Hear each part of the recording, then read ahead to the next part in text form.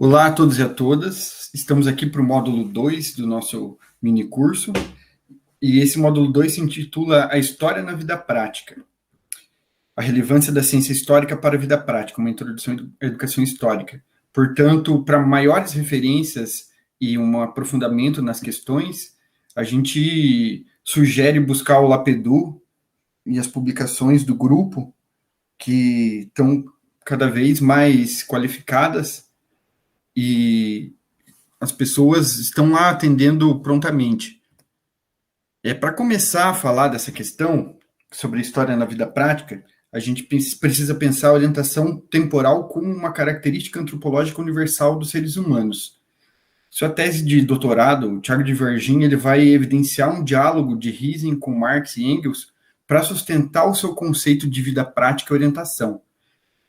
Nessa passagem que o Thiago evidencia, o Riesing utiliza a passagem dos autores em ideologia alemã para explicitar o processo de criação de necessidades, que também um processo dialético, em que uma necessidade sanada é um caminho para a criação de novas necessidades. Assim, Riesing conceitua a ideia de orientação e carência. O agir é um procedimento típico da vida humana, na medida em que nele o homem, com os objetivos que busca na ação, em princípio, se transpõe sempre para além do que ele e o seu mundo são a cada momento. Na linguagem da tradição filosófica, o superávit intencional do agir humano, para além de suas circunstâncias e condições, foi denominado espírito. Pode-se falar também, contudo, de carência estrutural do homem. Ela se caracteriza pelo fato de que a satisfação de determinadas carências é sempre também um processo de produção de novas carências. Então, essa ideia de relação da vida prática com as carências de orientação é uma relação própria com as necessidades dessa vida prática. E ela acaba sendo o surgimento de uma ponte entre a intersubjetividade e a verdade histórica, já que é a partir da ideia da matriz da ciência da história que o Riesing produz o diálogo com a formação do pensamento histórico. Ele parte da ideia de suprir as carências estruturais de orientação no tempo, humanizar esse tempo, para a gente conseguir também humanizar, de certo modo, a vida prática. E isso é um afastamento das teorias da transposição didática apoiada em Chevallard, que insere o conhecimento como uma relação já dita pelo Albano no módulo anterior, sobre a ideia de que a escola seja uma reprodutora do conhecimento produzido na universidade. Então, aqui, eu trago para vocês a matriz da ciência da história do Riesing.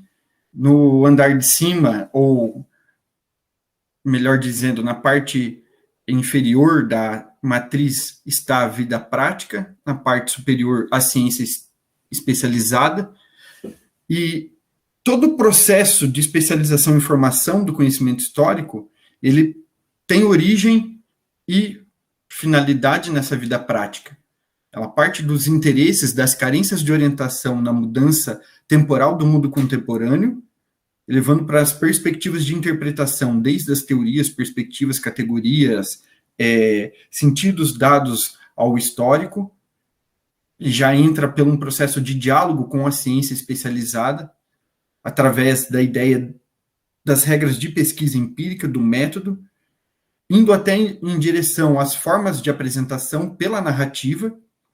Importante evidenciar que o cerne dessa questão da formação do pensamento histórico está na narrativa, e chega até as funções, que são as funções de orientação cultural, sob a forma de um direcionamento do agir humano e de concepções da identidade histórica, motivando, assim, um agir. Mas isso não tem finalidade ali, pode ser um processo infinito de criação de carências enquanto dura essa vida prática. E situando o aspecto 1, 2 e 3, 1 é a estratégia política da memória coletiva. A vida prática, ela está inserida num elemento de disputa, de tensão política, de criação de identidade, de tensão de criação pela identidade. Então, esse aspecto 1, ele está ligado com essa estratégia política da memória coletiva para a criação do conhecimento histórico e do processo de produção do pensamento histórico. No ponto 2, a gente tem a estratégia cognitiva da produção do saber histórico. Então, aqui se refere a um esquema de produção de método, de categoria, de evidências, de pretensões de validade do conhecimento histórico. E o ponto 3, estratégia estética da poética e da retórica da representação histórica, que diz especificamente a dimensão estética da cultura histórica, que eu vou falar um pouco mais para frente, que é o aspecto da beleza, do que é bonito, do que é feio, da ficcionalidade, digamos, do aspecto imaginativo ligado à arte e à construção retórica, a própria narrativa. Então, é importante lembrar que a narrativa ela tem esse aspecto, uma estratégia estética, ela deve, então, se fazer num processo de ensino-aprendizagem, se fazer prazerosa aos jovens, tanto na sua produção quanto na sua leitura. É claro que a gente não vai diminuir a importância dos estudos, das leituras, mas a produção dessa narrativa pelos alunos tem que estar inserida nesse aspecto estético de apreciação também. Então, esse é o esquema da matriz disciplinar da ciência histórica de Riesen, e a gente passa a outro ponto, que é a vida prática e sentido. Riesen estabelece, antes de tudo, que para viver a gente precisa estabelecer sentido, a gente precisa construir sentido para a nossa vida do ponto de vista cultural. A gente precisa estabelecer sentido para a gente, com os outros, com a natureza, de modo que a gente entenda que essa vida prática está inserido num âmbito cultural que faça a gente dar continuidade às nossas ações, à nossa vida, aos nossos elementos, às nossas paixões, às nossas emoções. Então, é esse sentido que torna possível a orientação, pois vai situar a vida humana no horizonte de interpretações e de expectativas. Então, como eu trouxe a citação ali, no íntimo do homem, sentido é o critério fundamental com o qual o homem tanto regula sua relação para consigo mesmo e para com os outros, quanto decide sobre suas intenções e sobre a intencionalidade de sua vontade. Sentido torna possível a orientação. Ele situa a vida humana no horizonte das interpretações. Torna o homem e o mundo humano compreensíveis. Possui uma função explicativa. Possui uma função explicativa.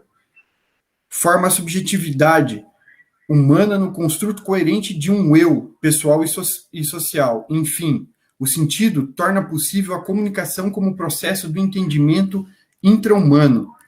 E nesse processo, o sentido vai estabelecer materialmente também as condições de produção e reprodução da vida humana, porque eles que vão conferir aspectos de legitimidade ou não para essa realidade, e também é dele que surge a possibilidade do pensamento histórico, visto que todo pensamento histórico se baseia numa constituição de sentido específica, que é dedicada à experiência do tempo. Então, é importante a gente saber se orientar temporalmente, viver nesses contextos temporais de nossa existência, para que a gente, desse processo de orientação temporal comum a todo ser humano, ou seja, universal, a gente construi quadros culturais de referência na atribuição de sentido à vida prática, já que essa atribuição de sentido à vida prática é um elemento comum ao gênero humano. E essa atribuição de sentido, ela possui 4 operações mentais básicas, que é a percepção da experiência, a interpretação dessa experiência, a orientação externa, que é a praxis, a nossa ação no mundo, e a interna, a identidade, o nosso eu, a formação do nosso eu, e, por fim, a motivação do agir. Essas carências temporais, elas têm um impacto na relação humana com o passado. E como elas impactam essa relação humana com o passado? Essas carências culturais, antes de tudo, elas são produzidas pelas contingências do mundo em relação ao viver humano. A mudança temporal vivida, a um conflito, alguma tensão, tanto de ordem do tempo natural quanto do mundo humano. Então, disso vem a carência cultural com uma tensão de criação de possibilidades de orientar a vida prática diante dessa carência cultural, dessa contingência. E como vai ser esse processo de orientação da vida prática?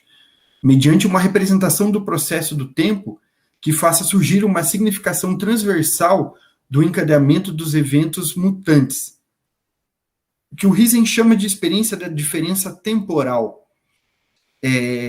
A gente tem esse elemento da diferença temporal, eleva a nossa consciência histórica para uma formação de quadros culturais de orientação, de perceber o agir e sofrer no tempo, perceber que o ser humano ele não fez só o que há de pior, mas também o que há de melhor no mundo, em termos de humanidade.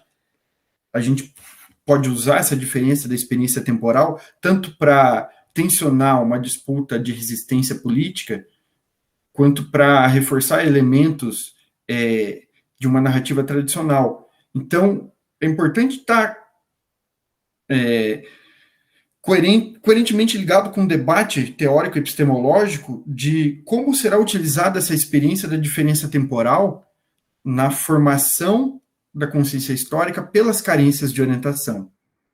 Então, é importante a gente cair num conceito que o Riesen debate muito, que é a cultura histórica. Cultura histórica é o suprassumo dos sentidos constituídos pela consciência histórica humana. Ela abrange as práticas culturais de orientação do sofrer e do agir humanos no tempo. Basicamente, ela é o modo pelo qual uma sociedade se relaciona e compreende o histórico e a atividade de memória e rememoração. É como nós lidamos com a história, com o passado, com tudo que remete à ideia de história na nossa humanidade, na nossa sociedade. E ele é um complexo de consciências históricas.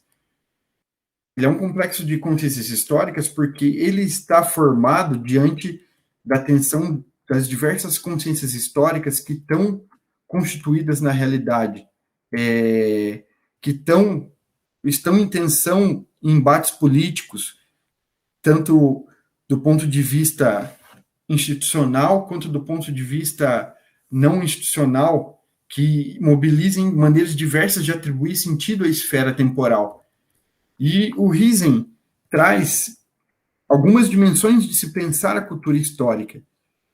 Ele conceitua 5 dimensões, que é a dimensão cognitiva, a dimensão estética, a dimensão política, a moral e a religiosa. E traz como fundamento antropológico universal, que está presente em todos os seres humanos, o pensar para a dimensão cognitiva, o sentir para a dimensão estética, o querer para a dimensão política, valorizar para a dimensão moral e o crer para a dimensão religiosa. E o critério dominante de sentido dentro da cultura histórica, e aqui dentro da cultura histórica ocidental, o critério dominante para a dimensão cognitiva é verdade, para a dimensão estética é beleza, para a dimensão política é legitimidade, para a moral é o bem e o mal, e a religiosa é a salvação. Ele mesmo diz que essas dimensões podem ser mais de acordo com o levantamento empírico e a reflexão teórica, mas inicialmente são essas 5 dimensões que trabalham interrelacionamento para consecução e construção das consciências históricas de uma determinada sociedade. Ou seja, é na tensão dessas dimensões que se constitui a consciência histórica e o pensamento histórico. E essas dimensões da cultura histórica representam a unidade das dimensões que está presente, onde a subjetividade humana tem de orientar-se mediante atividade mental e intelectual no tempo. O tempo externo, o tempo natural, a concretude dos acontecimentos, tem de ser transformado no tempo interno, como síntese de experiência interpretada e expectativa intencional. A história e sua função narrativa, a relação entre o fazer história e contar uma história. Nesse ponto, é importante a gente destacar que o contar uma história é uma conquista cultural humana. Ele está presente de modo direto na vida. Narrar é poder mobilizar sentidos e significados em torno da experiência humana no mundo, em torno da nossa vida prática, ele mobiliza tempos, espaços, pessoas, ações, valores, concepções estéticas, todas as dimensões da cultura histórica, assim como a ideia de busca de legitimidade. Essa função narrativa, essa relação entre o fazer história e o contar uma história, busca superar apenas essa ideia de contar uma história e mobilizar sentidos, mas ela visa se autoexplicitar metodologicamente como ela se constitui. Ela visa racionalmente guiar esse processo. Então, antes de mais nada, entender a função narrativa da história, a gente deve pensar que a mobilização das dimensões da cultura histórica se dá por meio da consciência histórica expressa em uma narrativa.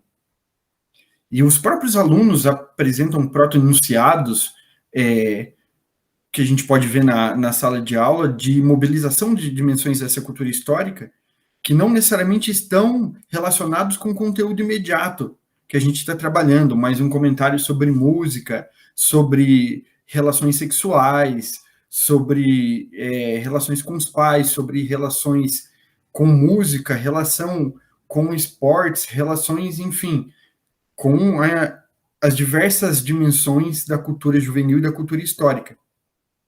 Então, quando a gente pensa em produzir sentido por meio de uma narrativa histórica e articular esse sentido, cientificamente, a questão que fica é quais pretensões fundamentais de validade o pensamento histórico científico enuncia.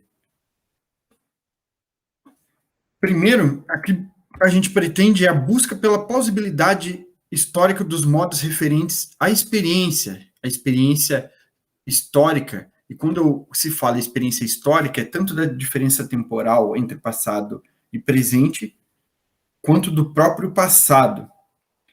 O passado em si, o que efetivamente aconteceu nesse passado? Quais evidências sustentam essa experiência relatada? Que daí cai no segundo elemento, que é a explicação. Histórias pretendem ser verdadeiras quanto ao modo pelo qual explicam os acontecimentos relatados. Quais são os conceitos utilizados, como ela se autoexplica, autoexplicita os seus preceitos e procedimentos epistemológicos, metodológicos. E aí vem o terceiro processo, que é a busca pela plausibilidade quanto ao significado. Histórias pretendem ser verdadeiras quanto ao modo pelo qual afirmam o significado do acontecido no passado para as representações do tempo nas orientações culturais do presente. Então, não é só qualquer passado, é um passado que tenha significado para as representações do tempo nas orientações culturais do tempo presente, principalmente num processo de aprendizagem das culturas juvenis. E sempre bom lembrar que é no plural, culturas juvenis, porque é uma cultura diversa, contextualizada em diversas regiões do Brasil, diversos contextos socioeconômicos, enfim, com uma diversidade gigante de referências. E, por fim, a busca pela plausibilidade histórica dos modos referentes ao sentido. As histórias pretendem ser verdadeiras quanto ao modo pelo qual representam, pela narrativa, o efetivo acontecimento do passado em seu significado para o presente. Então, essas narrativas, ao passo que busca essa plausibilidade histórica pelos modos referentes à experiência, à explicação, ao significado e ao sentido, vão mobilizar os conceitos substantivos e os conceitos epistemológicos. Ela vai ter que mobilizar o conteúdo histórico e também mobilizar o processo de como se construiu, como ela está se explicando essa orientação e essa própria narrativa. Tiago, só queria fazer um comentário, se você puder voltar. Sim. Eu acho que justamente nesse ponto C e no ponto D, né, ao significado e ao sentido, que a gente consegue compreender um pouco melhor aquelas 4 tipologias também da consciência histórica, né? Porque justamente na forma que, como está ali, né, histórias pretendem ser verdadeiras quanto ao modo pelo qual afirmam o significado do acontecido no passado para as representações do tempo nas orientações culturais do presente. Então, como que esse tempo ele vai ser humanizado em relação ao presente. Aí, dependendo desse modo que a gente consegue categorizar a partir daqueles modelos. Vai ser de um modo tradicional? Vai ser de um modo crítico? Né? Vai ser de um modo exemplar? Acho que só para conectar com aquela tipologia que a gente fez no bloco passado. Importantíssimo, importantíssimo. Essa tipologia, ela vem carregada quanto ao significado, porque a narrativa histórica também ela visa refletir sobre essas tipologias que orientam as próprias evidências que vão constituir a nossa base para as narrativas. Então, essas tipologias, elas são pontos de reflexão quando a gente entra nesses modos de significado e sentido, mas perpassam todos, na verdade, né? Já que o trabalho do historiador e do professor historiador no processo de aprendizagem, de ensino-aprendizagem, tem que levar o aluno a refletir sobre a presença dessa tipologia também, não necessariamente como uma condição extremamente necessária, mas uma reflexão, sim, por que não? Quanto à relação, a inter-relação dessas tipologias, tradicional, exemplar, crítica e genética, na busca pela essa plausibilidade, na construção da verdade histórica, a reflexão sobre o que uma fonte traz enquanto forma de orientação. É uma orientação tradicional? É uma orientação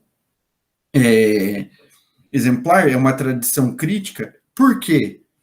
Então, perpassando esses elementos, fica mais fácil também do próprio aluno e do professor conseguir reconstruir a narrativa com um teor mais alto de significado para a vida prática presente, acredito eu. Quer comentar mais alguma coisa, Albano? Não, por enquanto não, tá tranquilo. Então, vamos continuar. E aí, o esquema das pretensões de verdade do pensamento histórico, como a gente viu, tem os modos ali de relação à experiência, força explicativa, a reflexão sobre as situações e utilidade para a vida. Ou melhor dizendo, a experiência, a explicação, ao sentido e ao significado. Ou melhor, desculpa, ao significado e ao sentido.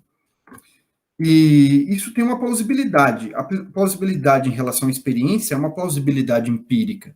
Ela deve vir com base e apoio das evidências e a pergunta por quais fontes a gente está constituindo essa nossa explicação sobre uma experiência passada. Que fontes são essas? Como chegaram até mim? E também é uma plausibilidade teórica que vai constituir essa força explicativa. Como eu constituir esses conceitos? Qual que é a interpretação e os pressupostos que esses conceitos têm na sua construção epistemológica? E também uma plausibilidade normativa, né? Uma reflexão sobre as situações, tanto do passado quanto as situações do mundo presente, que vão desenvolver relações de construção de valores morais, de normas de agência humana. E também a plausibilidade narrativa, que vai englobar todas as anteriores, mas que vai desembocar numa utilidade para a vida, de atribuir sentido para a vida prática. É importante entender, então, que, antes de tudo, de um amontoado de conteúdos, essa visão, a educação histórica, da educação histórica para o ensino de história, é uma visão que o conhecimento histórico não abdica da sua complexidade teórica e científica e também não abdica da sua utilidade vital para a vida. Considerações, então, já acabando, reforçando. O paradigma narrativista atenta encontrar plausibilidade em suas narrativas por meio a referências a evidências e ao debate sobre a construção de verdades históricas. Então, quando a gente pensa em construção de verdades históricas, a gente vai ter que pensar nessa plausibilidade, e essa plausibilidade é dada pela busca de evidências e as construções de inferências através dessas evidências. Perguntas históricas, o perguntar para não uma fonte, mas uma série de evidências, desde fontes até textos historiográficos, ou até mesmo elementos das culturas juvenis, que proporcione um debate sobre as construções de verdades históricas de maneira racional. E isso a gente vai ver melhor no último bloco. Essas verdades se assentam no presente e interrogam quais os elementos cognitivos dos critérios de verdade em relação aos elementos que integram uma narrativa científica. Assim, a tradição alemã da teoria da filosofia da história, que o Riesen se assenta, do Koselleck e tal, eles sempre refletem sobre uma hermenêutica do tempo presente, que vem desde Droysen. Essa hermenêutica do tempo presente constitui já uma esfera da didática da história. Qual o sentido de se produzir o conhecimento histórico? Quais os elementos cognitivos que a gente vai mobilizar, então, para produzir sentido com verdade para guiar a nossa ação, ou ao menos refletir sobre a nossa ação no tempo? E quanto a esses 4 elementos, a experiência, a explicação, o significado e o sentido. E, por fim, retomar de novo a matriz para relembrar que a vida prática, ela não é o início e nem o fim da produção do conhecimento científico, do pensamento histórico, mas ela é constituição necessária, é um elemento necessário. Então, da vida prática partem os interesses, as carências de orientação, e para a vida prática, depois de racionalizado pela ciência especializada, esse conhecimento volta enquanto funções de orientação, quanto função de orientação cultural ou de reflexão crítica sobre os elementos de reflexão sobre as narrativas presentes, narrativas mestras de instituições seculares, como a igreja, como o exército, como o próprio currículo brasileiro, a ideia de nação, de sociedade ocidental. E é isso. Espero que vocês tenham compreendido e até o próximo módulo. Tchau, tchau. Agradecemos a todos. Nos vemos no bloco 3, novamente, sob meu comando. Tchau.